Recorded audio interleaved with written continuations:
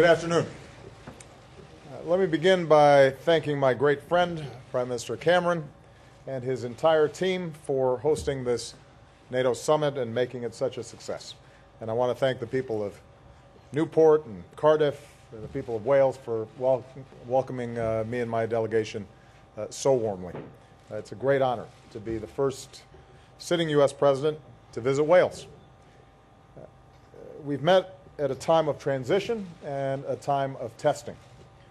After more than a decade, NATO's combat mission in Afghanistan is coming to an end. Russia's aggression against Ukraine threatens our vision of a Europe that is whole, free, and at peace. In the Middle East, the terrorist threat from ISIL poses a growing danger. Here at this summit, our alliance has summoned the will, the resources, and the capabilities to meet all of these challenges. First and foremost, we have reaffirmed the central mission of the alliance. Article 5 enshrines our solemn duty to each other. An armed attack against one shall be considered an attack against them all. This is a binding treaty obligation. It is non-negotiable. And here in Wales, we've left absolutely no doubt. We will defend every ally. Second, we agreed to be resolute in reassuring our allies in Eastern Europe.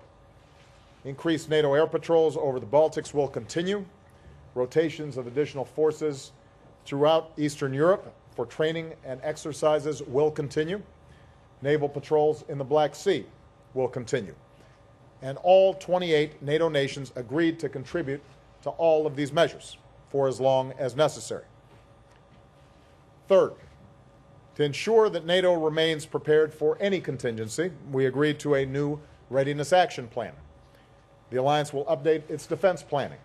We will create a new highly ready rapid response force that can be deployed on a very short notice. We'll increase NATO's presence in Central and Eastern Europe with additional equipment, training, exercises, and troop rotations. And the $1 billion initiative that I announced in Warsaw will be a strong and ongoing U.S. contribution to this plan. Fourth, all 28 NATO nations have pledged to increase their investments in defense and to move toward investing 2% of their GDP in our collective security. These resources will help NATO invest in critical capabilities, including intelligence, surveillance, reconnaissance, and missile defense. And this commitment makes clear that NATO will not be complacent. Our alliance will reverse the decline in defense spending and rise to meet the challenges that we face in the 21st century. Fifth, our alliance is fully united in support of Ukraine's sovereignty, independence, and territorial integrity, and its right to defend itself. To back up this commitment, all 28 NATO allies will now provide security assistance to Ukraine. This includes non-lethal support to the Ukrainian military, like body armor, fuel, and medical care for wounded Ukrainian troops, as well as assistance to help modernize Ukrainian forces, including logistics and command and control. Here in Wales, we also sent a strong message to Russia that actions have consequences. Today, the United States and Europe are finalizing measures to deepen and broaden our sanctions across Russia's financial, energy, and defense sectors. At the same time, we strongly support President Poroshenko's efforts to pursue a peaceful resolution to the conflict in his country. The ceasefire announced today can advance that goal, but only if there is follow-through on the ground. Pro-Russian separatists must keep their commitments, and Russia must stop its violations of Ukraine's sovereignty and territorial integrity.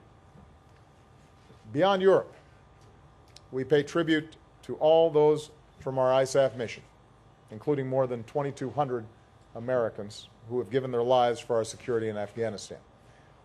NATO's combat mission ends in 3 months, and we are prepared to transition to a new mission focused on training, advising, and assisting Afghan security forces. Both presidential candidates have pledged to sign the bilateral security agreement that would be the foundation of our continued cooperation. But as we all know, the outcome of the recent election must be resolved. And so we continue to urge the two presidential candidates